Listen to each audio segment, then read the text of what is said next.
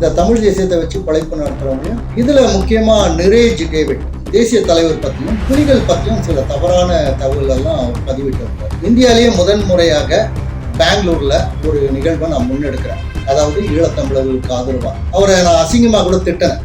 IBC நிரேஜ் David அவர்கள் தமிழீழத்துக்கும் தமிழ் தேசியத்துக்கும் தேசிய தலைவர்களில் என்ன பெருசா செய்தார்ன்றதை மட்டும் சாட்சியோட பதிவு. 14 வருடங்கள் மௌனமா இருந்த நீங்கள் இப்போ பேச வேண்டிய கட்டாயம் என்ன? தலைவர் குடும்பம் வீர சாவு அடைஞ்சது இவங்க பார்த்தாங்க. சரி, பார்த்தாங்கன்னா அந்த எவிடன்ஸை ப்ரொடியூஸ் பண்ணணும். ஒன்று, ஒருவேளை யாராவது இழுத்துட்டு அவங்கள சிக்க வைக்க முயற்சிக்கிறாங்களான்றதும் ஒரு கேள்வியா இருக்கு. உண்மையா சில உண்மைகள் தெரியும். துவாரகா தங்கச்சியை பத்தி கூட எனக்கு தெரியும். நான் கேட்கிற கேள்வி, துவாரகா அவர்கள் உண்மையான உருவத்தோட முன்னால ஏன் நிக்கணும்? ஒருத்தர் சொல்றாரு அவங்க இப்படி வந்திருக்கணும், அது முறை இல்லை, இப்படி சொல்லியிருக்கணும். இதெல்லாம் சொல்றதுக்கு என்ன, நீங்கெல்லாம் உயிரை கொடுக்குற அன்னைக்கு இருந்த காலகட்டத்தில் இருந்த புலிகள் அமைப்பை சேர்ந்தவங்க. தேசிய தலைவர் வந்தாலே நீங்க கேள்வி கேட்பீங்க. இனப்படுகொலையை மையப்படுத்தி நான் எடுக்கப்பட்ட படத்தை நான் திரையிட்டு காட்டுறதுக்காக பல முயற்சிகள் எடுத்திருக்கேன்.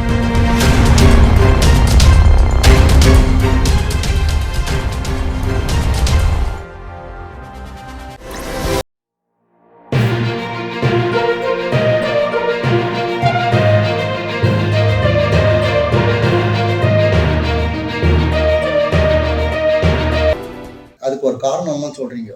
அந்த காரணங்கள் எல்லாம் சரியானதே இல்லை.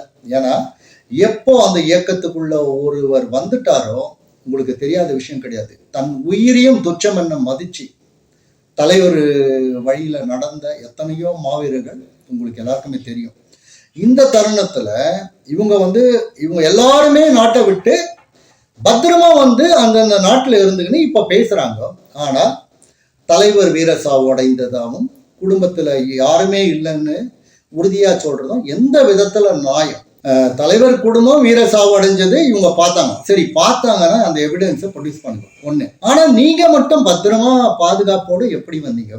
அதே மாதிரி பல தளபதிகளுடைய மனைவிகள் குழந்தைகளோட நான் போய் சந்திச்சிருக்கிறேன். அவங்களெல்லாம் நான் குறை சொல்ல மாட்டேன்.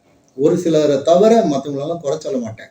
ஏன்னா அவங்களுடைய கண்கள்லாம் இன்னும் அந்த கண்ணில் ஒரு வேதனையும் ஒரு துக்கமும் என்னைக்குமே போகாத மாதிரி அந்த ஒரு இழப்பை அவங்க கண்ணில் நான் பார்த்தேன். அந்த மாதிரி அவங்களெல்லாம் பார்த்துட்டு வந்திருக்கிறேன். அவங்களுடைய பேரை நான் இங்கே பதிவு செய்ய விருப்பப்படல. ஆனால் இன்னைக்கு பேசுகிறவங்க ஐபிசியில் பேசுகிறவங்களுடைய சரியானதல்ல.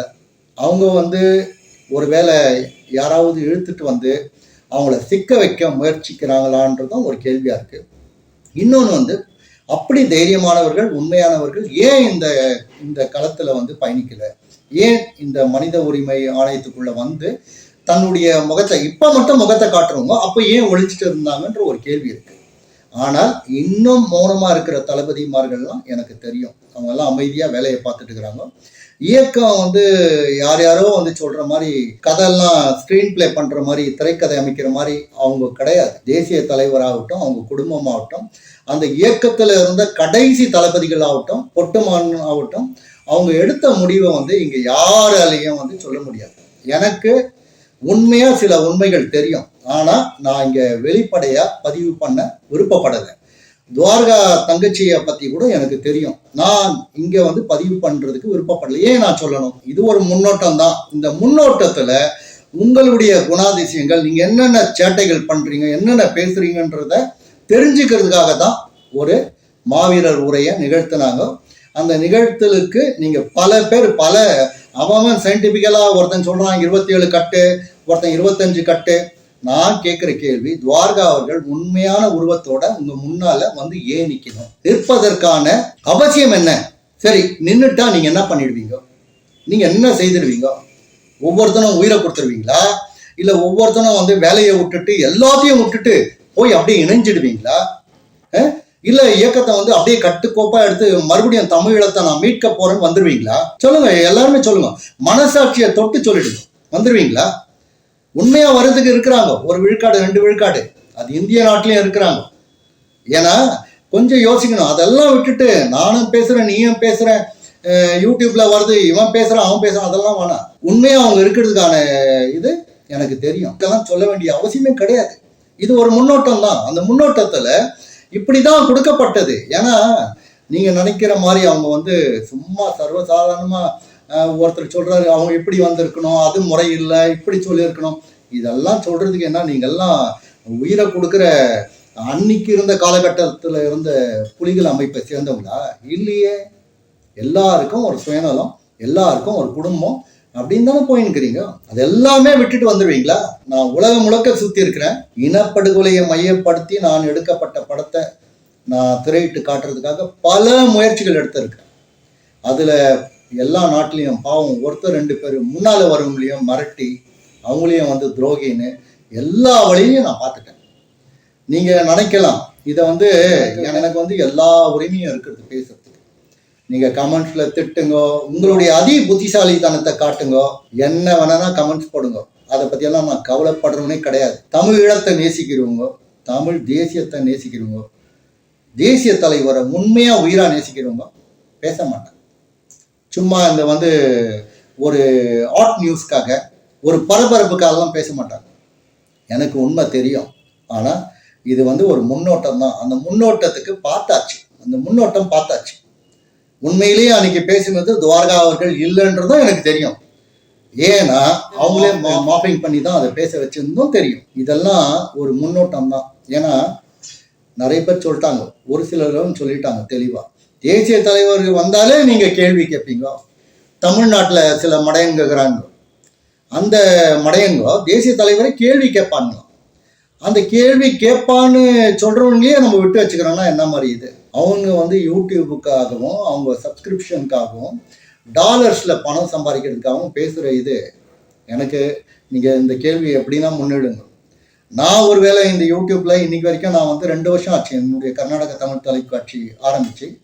இது வரைக்கும் இதை வச்சு நான் காசு ஒரு பைசா கூட சம்பாதிக்கல. 2 வருஷத்துல நானே பல லட்சங்கள் செலவு பண்ணிக்கிறேன். செலவு பண்ணி தான் இதை போட்டு எடுக்கிறேன் வீடியோ.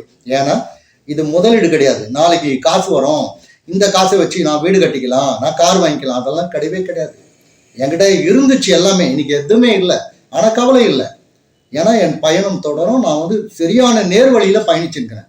எத்தனை பேர் மனசாட்சியை தொட்டு சொல்லிடுங்க உண்மையா, நான் தமிழ் தேசியத்துல தமிழத்தை நேசிச்சு நான் தமிழ் தேசியத்துக்குள்ள பயணிக்கிறேன், நேர்மையா இருக்கிறேன், உண்மையா தமிழ் தேசியத்துக்குள்ளேயே பயணிச்சுக்கிறேன், தேசிய தலைவரை உண்மையா நான் வந்து உயிரா நேசிக்கிறேன், அந்த வழியில போயிருக்கிறேன்னு சொல்லுங்க பார்க்கலாம். சொல்ல முடியாது.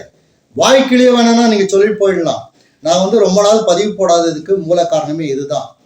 எனக்கு சில உண்மைகள் தெரியும். திருப்பி திருப்பி என்னடா இவன் பைத்தியக்கார மாதிரி உண்மைகள் தெரியும், உண்மைகள் சொல்லுண்ணா. ஏன்பா நான் சொல்லணும் உங்ககிட்ட? ஒரு முன்னோட்டம் பார்த்துட்டாங்க. இப்போ தெரியும் நீங்க யாரு, என்னென்ன பேசுறீங்க. நீங்க நினைக்கிற மாதிரி இயக்கம் வந்து அப்படியே வந்து உடனே நீங்க உங்க மனசுல இருக்கிற மாதிரி நீ நினைக்கிற மாதிரி என்ன சினிமா கதாநாயகர்களா அவங்க? நீ வந்தவொடனே நினைக்கிறது 2009ஆம் ஆண்டு என்ன நடந்துச்சுன்ற சில விஷயங்கள் வந்து ஒரு சிலருக்கு தெரியும்.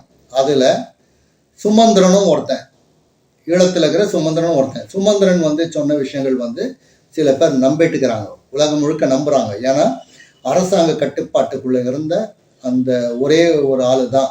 அந்த ஆள் வந்து இதுதான் நடந்துச்சு, இப்படிதான் நடந்துச்சு, வெளியேறினாங்க, அதுக்கப்புறம் ஒரு விபத்து நடந்துச்சு எல்லாம் சொல்றாங்க. ஆனா நான் இன்னைக்கும் உறுதியா சொல்றேன், இயக்கத்தில் இருக்கிற மூத்த தளபதிகள் அதாவது காலம் கருதி அவங்க காத்துட்டு இருக்கிறாங்க. அதுக்கு ஒரு சரியான விடை வரும். நீங்க எப்படின்னா எடுத்துங்க. சில பேர் சொல்லுவாங்க இருந்தால் தலைவர், இல்லாவிட்டால் இறைவன். நான் அந்த கதையெல்லாம் பேச வரல. உண்மையா சொல்றேன், தலைவர் உயிரோடு இருக்கிறார், குடும்பம் உயிரோடு இருக்கிறார் அப்படின்றதுல உங்களுக்கு என்னப்பா பிரச்சனை? உங்களுக்கு என்ன பிரச்சனை? யாருக்கிட்ட காசு கேட்டாங்க? யாருக்கிட்ட காசு கேட்டாங்க? அவன் சொல்றான் இங்க கை மாறிச்சான், இங்க கேட்டாங்களாம் 80,000 ஸ்விஸ் பிராங்க் கொடுத்தாங்களாம். கொடுத்தவங்க வந்து நேரடியாக வந்து சொல்லுங்கப்பா, பதிவு பண்ணுங்க, இங்கே கொடுத்தாங்க, இவர் தான் கேட்டார், இவர் தான் கொடுத்தாருன்னு சொல்லுங்க பார்க்கலாம். ஏன் பொய்யான தகவலை சொல்றீங்க? உண்மை சாகாது. ஆனா உண்மையை சாகடிக்கிறதுக்கு நீங்க எல்லாருமே முயற்சி பண்றீங்க. இதுல குற்றவாளி வந்து ஒரு சிலர் மட்டுமே இல்லை. இந்த யூடியூப்ல பார்த்துட்டு அதை ஆதரிக்கிறவங்க கூட குற்றவாளி தான் என் பிரகாரம். இன்னைக்கு எல்லாருமே எல்லாத்தையும் விட்டுட்டு தியாக வழியில நான் வரேன்றது எத்தனை பேர்? நான் இன்னைக்கு வரைக்கும் பயணிச்சுக்கிறேன்ப்பா. இன்னைக்கு வரைக்கும் உண்மையா பயணிச்சுக்கிறேன். 2008 ஆரம்பிச்சு 2008 பொங்கல் அன்னைக்கு உலகத்திலேயே முதல் விளம்பரம் தமிழ்நாடுல ஒரு விளம்பரம் கொடுக்குறேன், இனப்படுகொலையை தடுத்து நிறுத்தணும்ட்டு. தமிழர்களே நீங்க தூங்கிட்டு இருக்கிறீங்க, கலைஞர்கள்லாம் தூங்கிட்டு இருக்கிறான், ஒரு கால் பக்கத்துக்கு அறிக்கை விட்டாலே சிங்களவன் அதிர்ந்து போயிடுவான் அப்படின்னு சொல்லிட்டு அந்த இதை கொடுத்துக்கிறேன். இப்போ அதை நான் உங்களுக்கு பதிவிடுறேன் பாருங்க. ஏன்னா உங்களுக்கு யாரை தெரியும்னா, எவன் வசனம் பேசுறானோ, ஸ்கிரிப்ட் பேசுறானோ, அழகா கோர்வையா உங்களை ஏமாத்துறானோ அவனதான் உங்களுக்கு அதிகமா தெரியும், நல்லவங்களை உங்களுக்கு தெரியாது.